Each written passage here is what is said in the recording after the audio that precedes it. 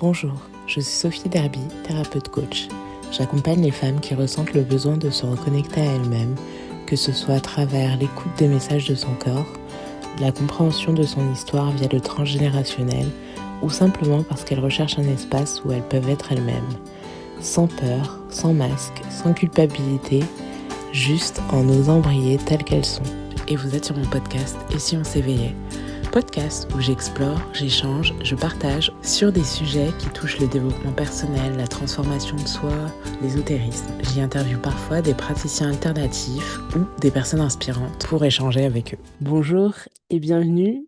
Tout d'abord, j'ai envie de vous dire bonne année. Bonne année. Je vous souhaite en fait que votre vie soit alignée à ce que vous voulez, que vous puissiez réaliser des pas vers vos rêves, que vous puissiez les réaliser, une bonne santé, de l'argent, de la vie, de la joie, tout ce que vous avez, tout ce dont vous avez besoin en fait. Et voilà, j'en profite parce que du coup c'est la première vidéo que je fais de l'année. Avant, c'était enregistré. Et vu qu'on a jusqu'au 31 janvier pour célébrer, pour dire bonne année, voilà, bonne année en fait. Qu'elle soit crainte, choisie ou subie, la solitude a toujours quelque chose à nous apprendre. Donc aujourd'hui, j'ai envie de vous parler du sujet de la solitude, qui est un sujet qui peut souvent être comme tabou ou chargé de honte, de tristesse ou de peur. C'est un sujet qu'on peut aussi associer spontanément à quelque chose de négatif, pas forcément bénéfique, alors qu'en réalité, la solitude peut être une ressource, un refuge et même un espace de reconnexion à soi.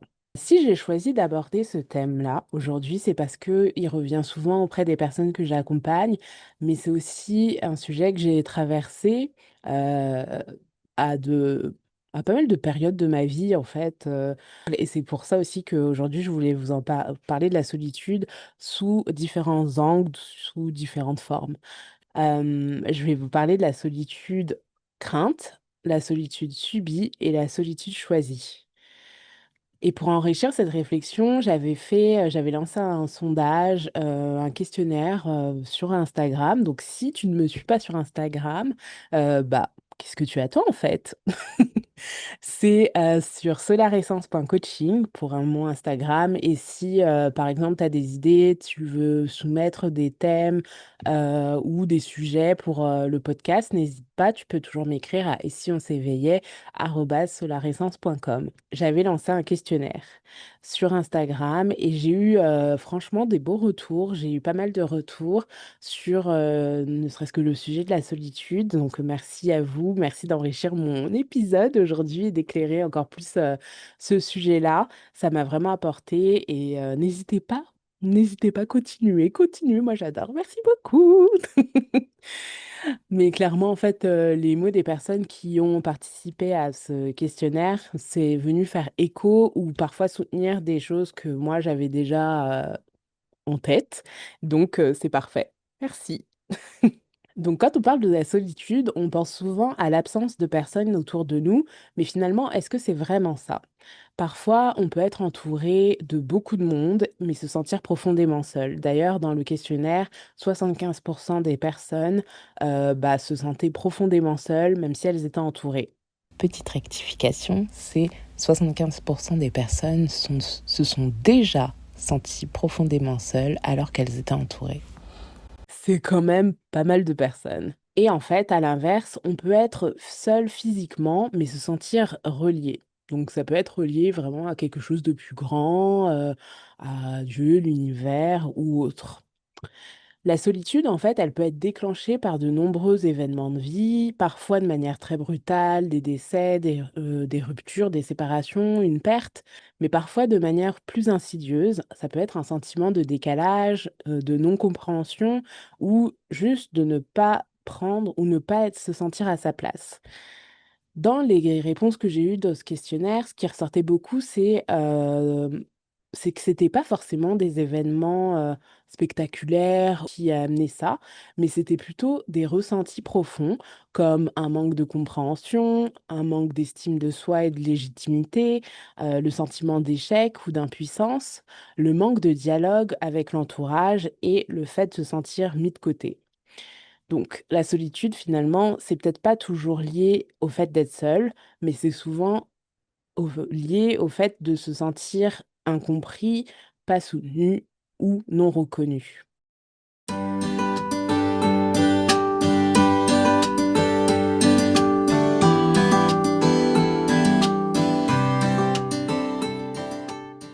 Pour aborder le sujet de la solitude, j'aimerais prendre un temps d'abord pour vous parler des blessures. Que c'est des blessures qu'on peut expérimenter au cours de sa vie. Je ne sais pas si vous avez déjà lu, le livre de Lise Bourbeau, qui est une autrice ou auteure québécoise et qui nous, parle des 5 blessures. Donc il y a la trahison, l'humiliation, l'injustice, l'abandon et le rejet. Il y en a d'autres secondaires, mais on va plus s'axer sur 2 blessures qui sont l'abandon et le rejet. Hem, Parce que selon moi, elles sont, profondément liées à la solitude. En tout cas, au sujet qu'on va aborder aujourd'hui. Moi, ce que j'aime dans la vie, c'est souvent la regarder comme si, en fait, on était dans une pièce de théâtre et donc pour éclairer, le sujet du jour, je vais utiliser, en fait, un exemple de la pièce de théâtre. Donc vous imaginez que vous faites partie d'une troupe ou en tout cas qu'il y a une troupe sur une scène, dans une salle de spectacle avec un public ou alors ils sont en répétition et donc il y a dans cette salle, l'espace pour le public, la scène et la troupe qui se trouve sur cette scène pour, répéter. Chacun a son rôle, chacun sait ce qu'il doit jouer. Et donc, pour la personne qui a la blessure d'abandon, il faut savoir que la plus grande peur de la personne qui a la blessure d'abandon, c'est la solitude. Dans cette pièce de théâtre, la personne qui porte cette blessure-là, elle va souvent tout faire pour éviter de se retrouver seule. Donc, elle va s'accrocher, rester au groupe, à une relation ou à cette troupe dans cet exemple-là, même si ça ne lui correspond pas. Même si ses valeurs ne sont pas les mêmes, même si ses besoins ne sont pas respectés et même si finalement le groupe n'est pas forcément aligné à elle parce qu'ils vivent pas de la même manière. Et donc, extérieurement, elle paraîtra comme quelqu'un qui est avec les autres, entourée. Elle va participer, elle sera présente, mais intérieurement, elle se sentira profondément seule parce que finalement, elle ne se respecte pas elle-même. Et même quand en fait, elle aura besoin de se retrouver seule, et ben, elle va tout faire pour l'éviter par peur. Ça peut être n'importe quelle peur, la peur de ne plus être aimée, la peur d'être abandonnée, peu importe, quelle croyance ou biais qui va faire qu'elle va mettre en place inconsciemment des mécanismes ou des comportements qui vont faire qu'elle va tout faire pour éviter de se retrouver seule. Et c'est là qu'en fait son masque de codépendante va apparaître. Donc et à travers ces mécanismes-là, elle peut se retrouver dans des comportements du type, bah, je surdonne, je donne énormément, je donne beaucoup de mon énergie, je me suradapte et je m'oublie. Tout ça pour pas être confrontée à cette peur, mais ça peut se faire souvent de manière inconsciente et parfois ça peut se faire consciemment. Il existe aussi une autre manière de vivre cette blessure de l'abandon, c'est-à-dire que, bah, pour ne pas vivre cette solitude, ou en tout cas pour ne pas se ressentir, se la faire vivre, je ne sais pas si ça va être clair, mais il y a des personnes en fait qui vont mettre une grande distance émotionnelle avec les autres parce que en fait inconsciemment elles vont se dire, ben là, avant qu'on m'abandonne, moi je vais abandonner le premier, même si c'est inconscient dans la manière dont elle va se dire ça, mais le fait de ne pas, s'engager émotionnellement avec l'autre, ça fait qu'il y a pas de risque, selon sa croyance, d'être abandonnée. Mais malheureusement, elle va rejouer cette blessure. Dans tous les cas, les 2 personnes avec, ce fonctionnement différent, elles ont la même peur, la solitude. Mais ici, la solitude, elle va être vécue de manière crainte et donc le fait de l'éviter va, quand elle va survenir dans leur vie, être vécue de manière douloureuse et pas du tout nourrissante pour la personne. Pour la personne qui a la blessure de rejet, elle, j'aime utiliser l'image de si on reste dans cet exemple de la troupe, du spectacle, que elle, la personne, elle va être dans le public.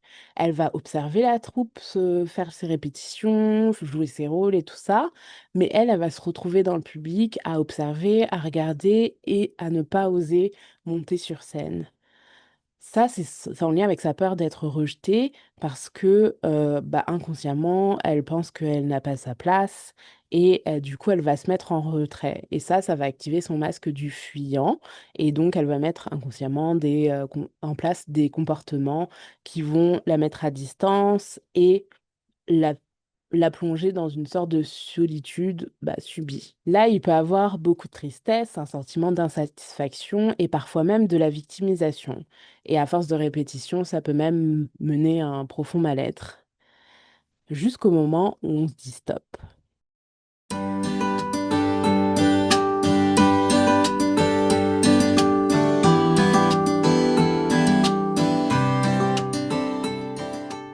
Dans ma croyance personnelle, j'aime bien croire que la vie nous envoie des signes.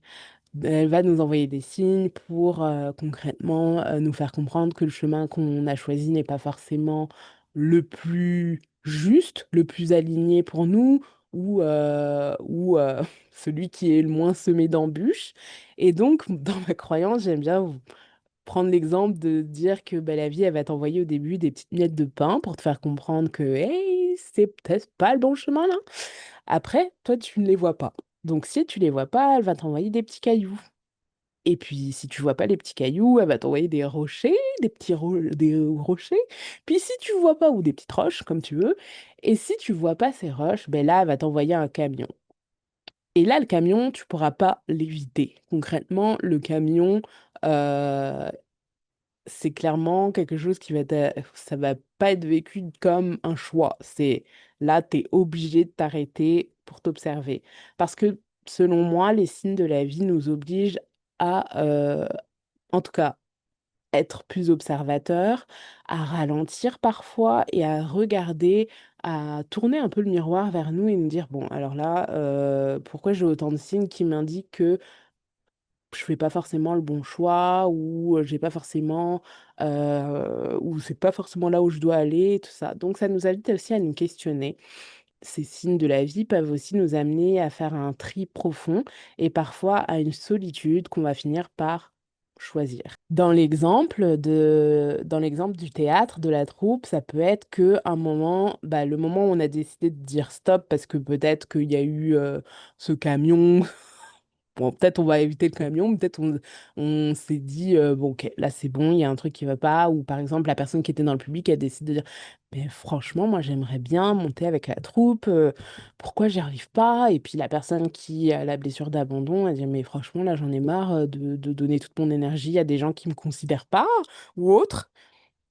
Et ben, ces personnes-là, elles vont quitter cette salle de spectacle et aller, on va dire dans la nature ou dans un refuge pour pouvoir s'observer, pour pouvoir comprendre, qu'est-ce qui se passe? Puis c'est là que ça va amener qu'on va choisir la solitude, d'être dans un moment de solitude, dans un moment d'introspection. Mais j'ai envie de dire que pour moi, les signes de la vie aussi, plus on est, conscient, plus on vit dans une vie en conscience, en présence, heu beh, on va, de moins en moins voir de camions. On va peut-être voir les rochers, puis après on va peut-être voir les petits cailloux, puis peut-être on sera même de voir même dès les billettes de pain de se dire: «Aïe, OK, c'est bon, j'ai compris le message». Mais plus on est en conscience, plus on connaît ses valeurs, plus on se connaît, plus on se respecte, plus on comprend aussi ces zones d'ombre, ces parts d'ombre, plus on pourra, interpréter ou comprendre plus rapidement les signes de la vie.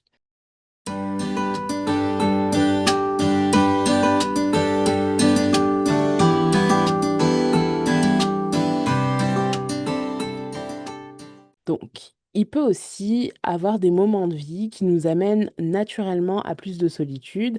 Ça peut être des transitions de vie, des ruptures amoureuses, amicales, même familiales, des deuils, des changements profonds. Ce genre d'événement peut être des moments douloureux qui peuvent, mais avec le recul, qu'on peut voir comme des opportunités pour nous de faire un tri ou d'aller vers une vie beaucoup plus alignée, d'aller vers quelque chose qui nous ressemble plus et qui vibre plus avec ce qu'on veut devenir. Lorsque la solitude est subie, elle est souvent vécue comme quelque chose de douloureux. On va dire qu'elle ne vient pas d'un choix conscient, mais plutôt d'un enchaînement d'événements, de blessures activées, de pertes ou de décalage profond. Elle peut réveiller beaucoup de peurs, comme la peur de ne pas être aimé, de ne pas être assez, d'être rejeté, et c'est dans ces moments-là qu'on peut facilement basculer dans la dévalorisation et le repli. Les pensées, alors, vont tourner en boucle, le mental va se mettre en action, même en suraction, et on va avoir la sensation d'être... en fait, la sensation qu'on a d'être seul va être de plus en plus envahissante. Et dans les témoignages que j'ai reçus, pour ceux qui ont vécu cette solitude subie, ce qui les aurait aidés le plus et ce qui les ont aidés le plus, c'est le lien. C'est de parler, c'est d'être accompagné, peu importe, par un psy, par un thérapeute, d'un entourage sain, de recevoir du soutien ou de rejoindre des groupes. Et ça, franchement, c'est vraiment quelque chose d'important sur lequel, si toi, tu te reconnais dans cette solitude subie, un conseil que je te donnerais, ne reste pas seul ou partage-le à des personnes avec qui tu te sens en sécurité, avec qui tu te sens bien, avec qui tu sens que le lien, il est sain et avec qui, surtout, tu sais qu'il y aura une écoute, une vraie écoute, en tout cas l'écoute que tu mérites. Parfois aussi, ce qui peut rallumer aussi une petite étincelle en nous dans ces moments-là où on est dans une profonde tristesse ou dans un profond désarroi, ça peut être des phrases comme «Je te comprends», «Je suis là» ou «Tu as le droit d'aller mieux». Mais je te le répète encore une fois, quand la solitude est subie, même dans des moments de solitude subie, crainte ou choisie, le plus important, c'est de ne pas rester seul avec les peurs qu'on a, les angoisses qui peuvent venir de ça, le mental qui te fait rester dans cette dévalorisation. Ne reste pas seul avec ça, vraiment.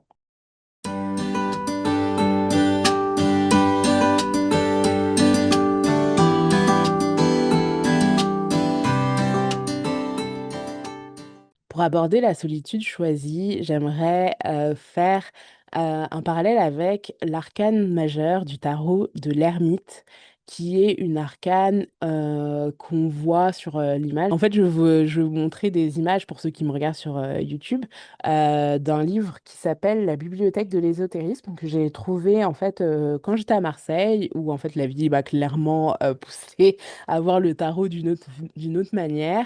D'ailleurs, pour ceux qui habitent à Marseille ou pour ceux qui font un tour à Marseille, moi j'ai été à une boutique qui s'appelle la Maison du Tarot, qui est donc à Marseille, et j'avais échangé avec un monsieur qui franchement est passionné de l'histoire du tarot et avec qui on a échangé et qui m'a raconté l'histoire. Et on peut voir même des anciennes versions du tarot, enfin, c'est super beau et il est super intéressant. Et quand j'en suis ressortie, je me suis dit, ok, je vais utiliser mon tarot d'une autre manière, c'est-à-dire que les arcanes soient majeurs ou mineurs. Je vais plus poser des questions dans le sens où, dans cette situation, de quel arcane j'ai besoin de m'inspirer ou quel est le message à travers une arcane ou une carte euh, que ça pourrait me transmettre. Par exemple, je sais pas, on pourrait dire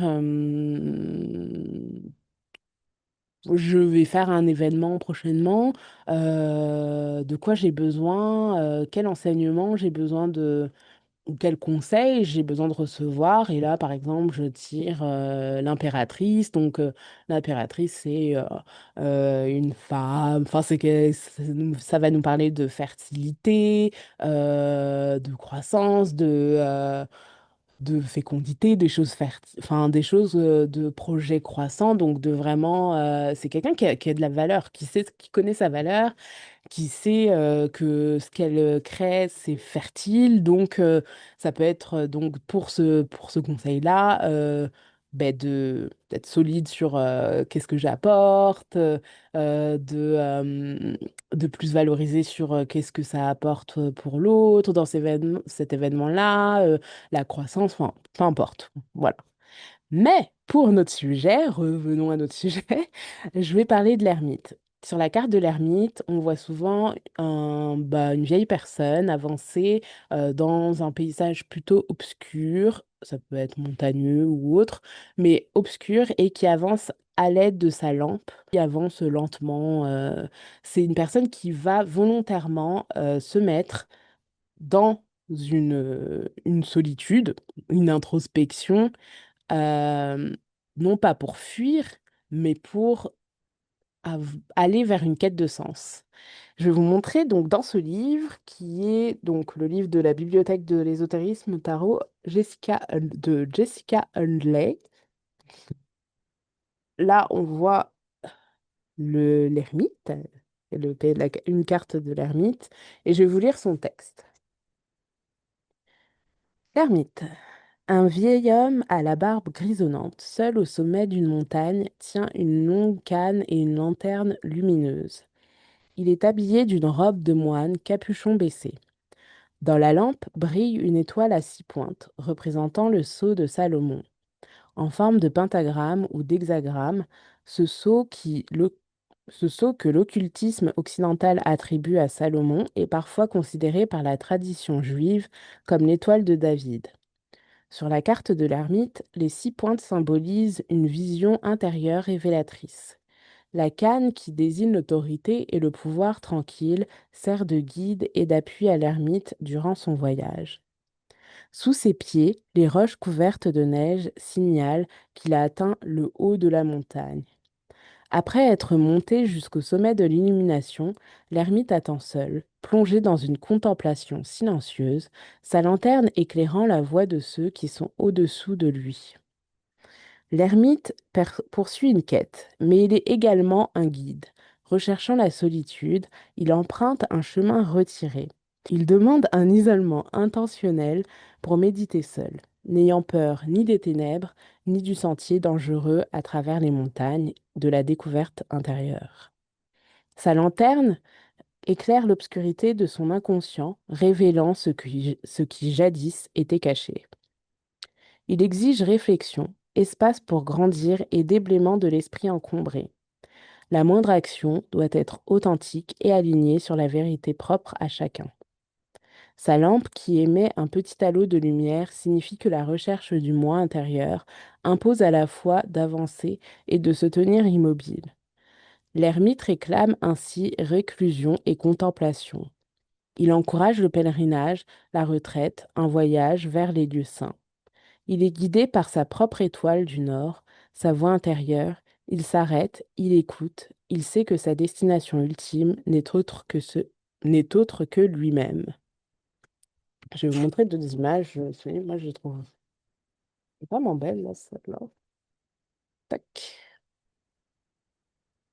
Mais déjà, ça me permet de rebondir sur la solitude choisie et surtout la solitude quand on est dans cette posture d'ermite, de vouloir finalement éclairer ses d'ombre, chercher à se comprendre, chercher à comprendre les schémas qu'on répète, les blocages, les biais en fait avec lesquels on a grandi, les croyances sur lesquelles on s'est fondé en fait, pour voir tout déconstruire, mettre de la lumière avec, rappelons-nous de la petite lanterne et éclairer ces zones d'ombre pour pouvoir les transcender.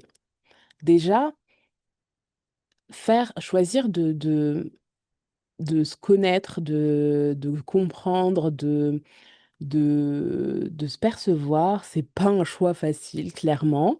Ça demande vraiment du courage, puis c'est pas tout le monde qui le fait, donc Pour ça, je voudrais vraiment emphaser sur le fait de se féliciter de faire ce choix-là parce que c'est pas tout le monde qui le fait.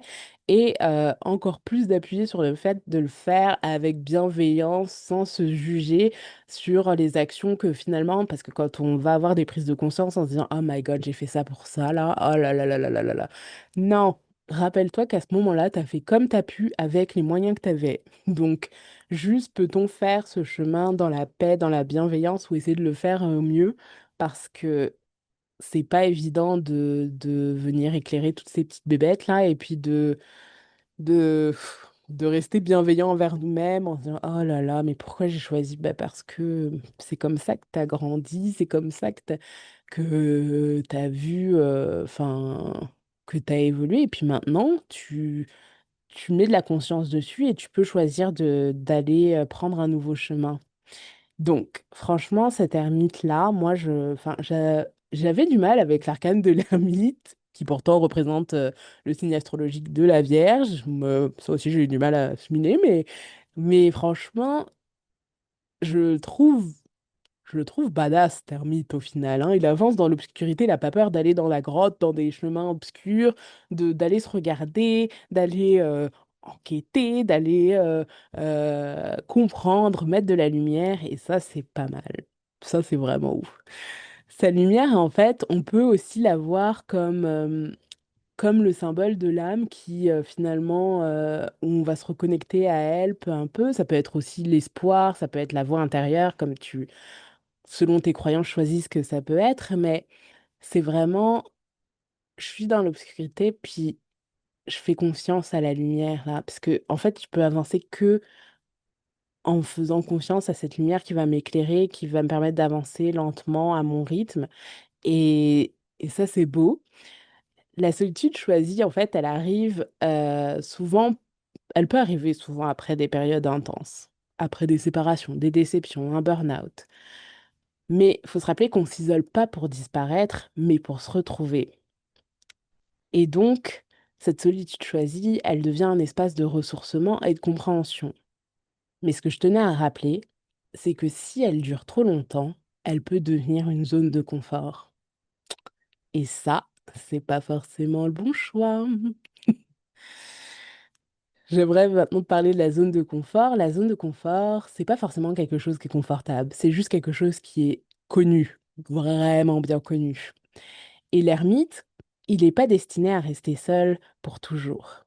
Si on reprend les deux personnes avec leurs blessures qui ont décidé d'aller dans la forêt ou dans leur espace de refuge, elles sont pas destinées à rester là-dedans. Le tout, c'est d'aller là-dedans, d'éclairer des choses, d'éclairer des mots et ensuite de revenir euh, là où elle, enfin, de revenir au monde, se refaire des liens et tout ça, et après d'expérimenter.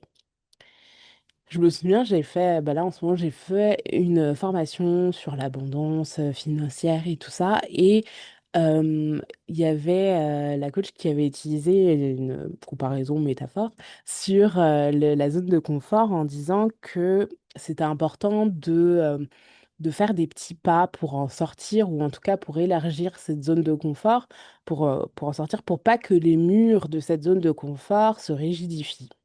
Concrètement, si on utilise une image, ça peut être que ta zone de confort, là, elle peut avoir actuellement un mur en placo, mais que si tu restes trop dans cette zone très connue, très pas si confortable que ça, mais que tu connais trop bien, les murs, ils peuvent devenir du ciment. Et quand, par exemple, un camion arrive, ben là, c'est beaucoup plus dur de casser le mur en ciment que de retirer ce mur en placo, en fait. Et concrètement, c'était intéressant parce qu'elle disait que, en fait, une personne qui va avoir l'habitude de faire des pas pour aller à l'extérieur de sa zone de confort, bah, ce sera moins challengeant, moins confortable pour elle de faire ces changements. Alors qu'une personne qui restait dans sa zone de confort depuis des années, et puis elle savait très bien que pour elle, bah, elle n'était pas heureuse, que c'était pas aligné, tout ça, mais il y avait des peurs, il y avait des croyances, il y avait, peu importe ce qu'il y avait, c'était dur pour elle de faire ce pas-là. Bah, du coup, quand le changement peut devenir inévitable, ça va être plus challengeant, plus compliqué de d'aller dans cette grotte et d'aller observer les choses. Mais ça aussi, c'est un choix de vouloir rester dans sa zone de confort ou un choix de faire, d'en sortir ou de l'élargir. En fait, comme je le disais, l'ermite ou le moment de solitude choisi, il n'est pas fait pour durer. C'est dans le lien, en fait, qu'on va vérifier si les leçons qu'on a apprises quand on était dans cette grotte-là, quand on s'est observé, quand on a eu des prises de conscience, eh ben, on va voir si elles ont été intégrées.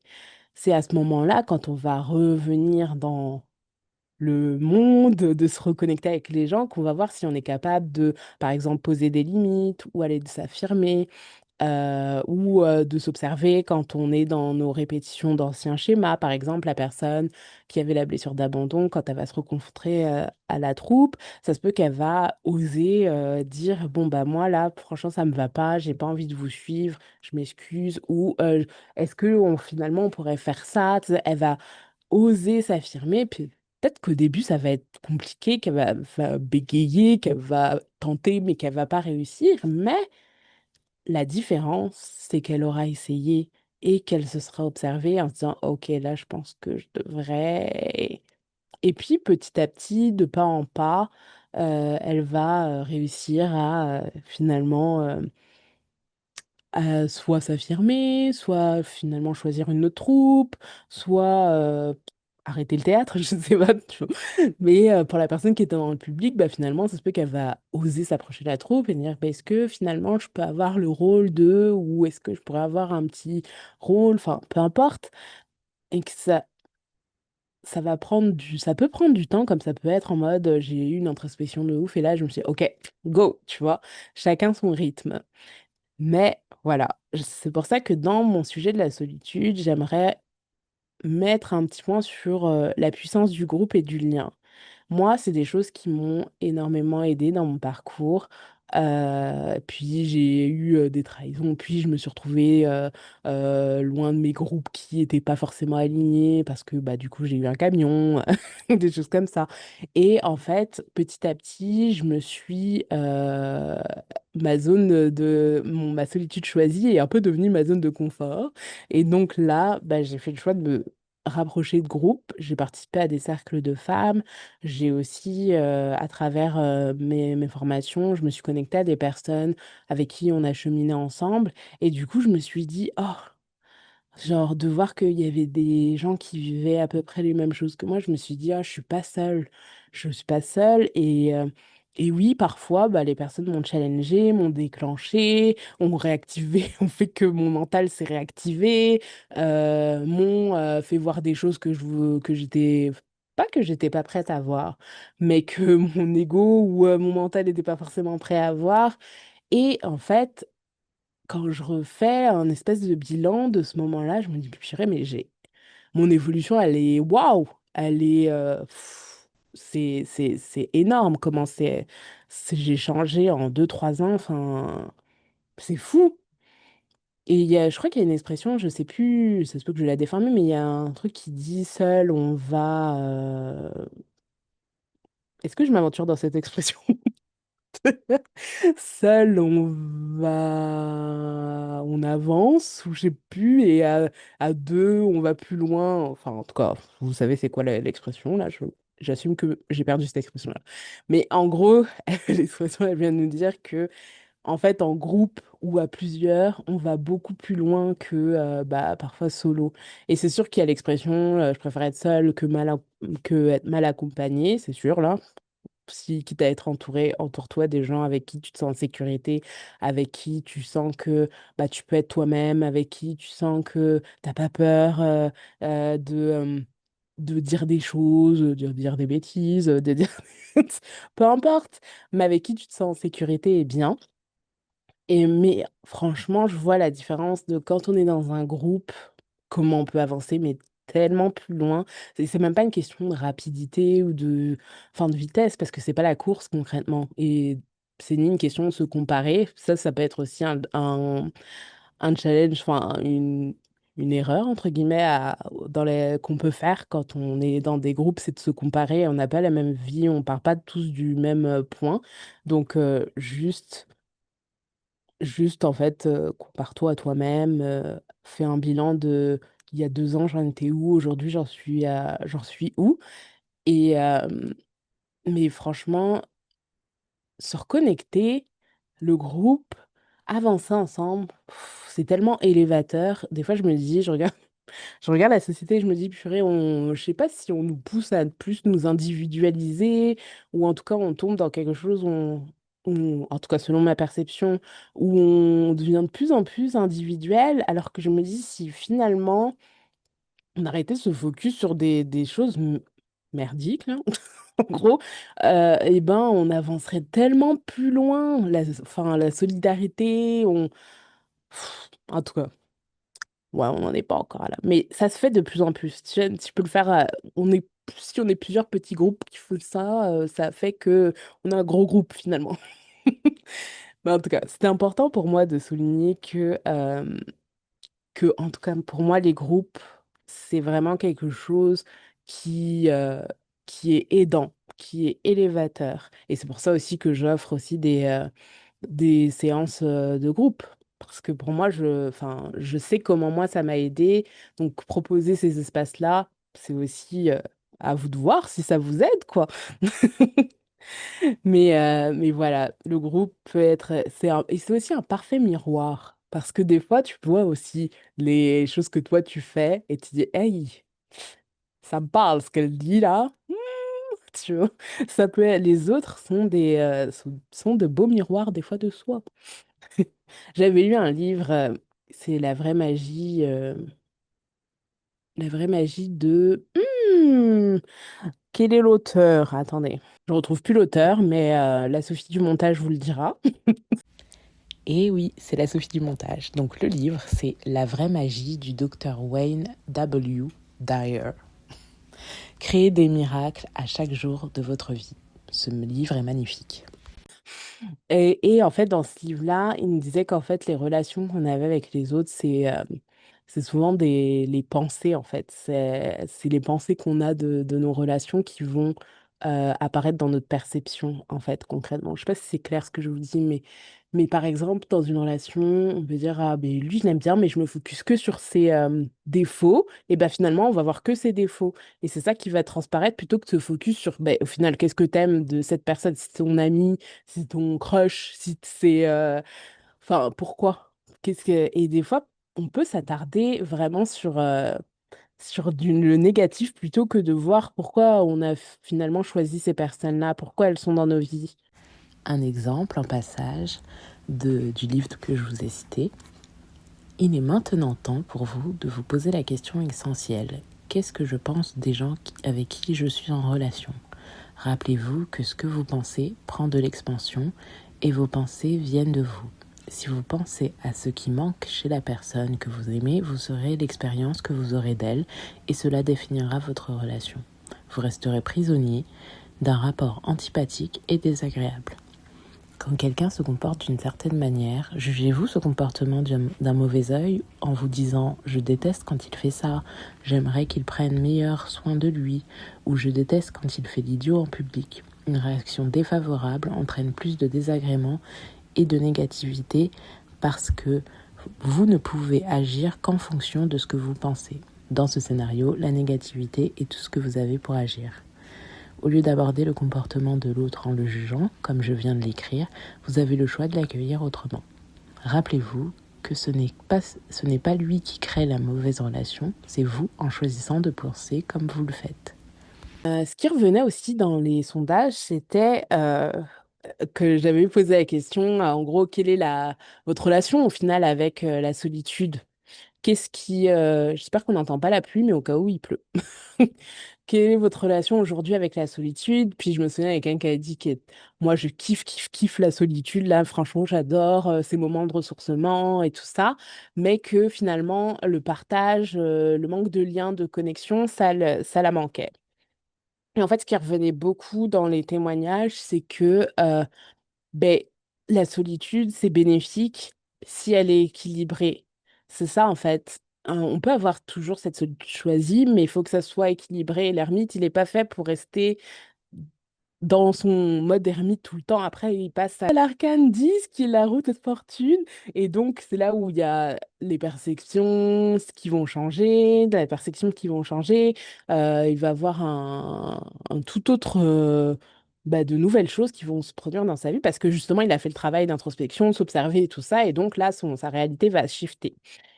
Et concrètement, en tout cas, ce qui revenait dans les témoignages, et je suis totalement d'accord, c'est de savoir équilibrer. C'est oui, tu peux autant la solitude choisie est vraiment importante parce que ça te permet de te ressourcer, te reconnecter à toi, te recentrer, même te réénergiser.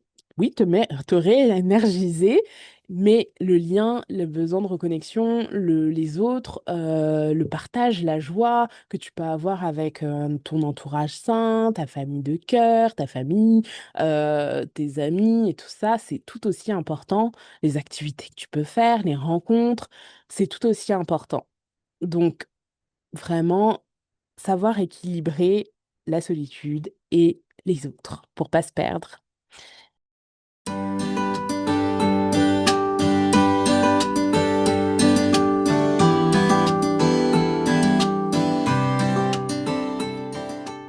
On arrive à la fin de l'épisode et pour terminer cet épisode, j'avais envie de te proposer quelques petites pistes. Donc à toi de saisir, enfin c'est des pistes, ça peut être des petits devoirs, enfin à toi de saisir si tu veux le faire ou pas.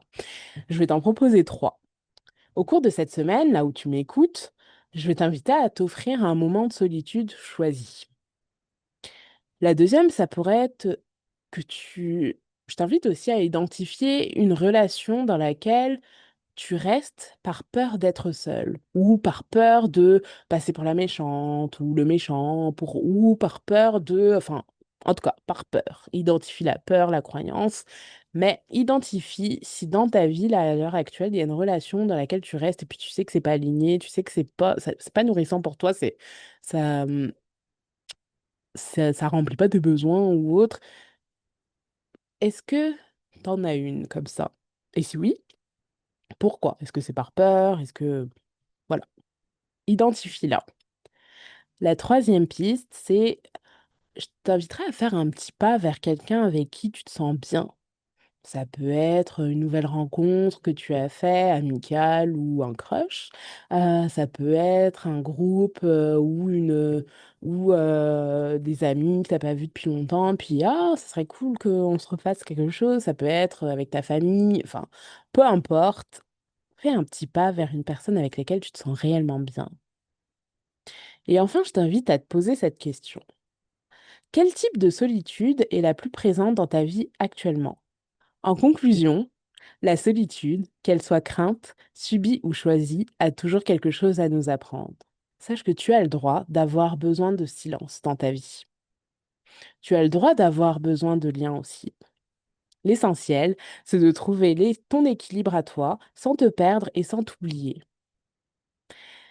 Bon, si cet épisode t'a parlé, si tu penses qu'il pourrait résonner pour quelqu'un dans ton entourage ou autre, n'hésite pas à le partager. Je t'inviterai aussi à liker, tu peux aussi le commenter, ça me ferait plaisir d'échanger avec toi.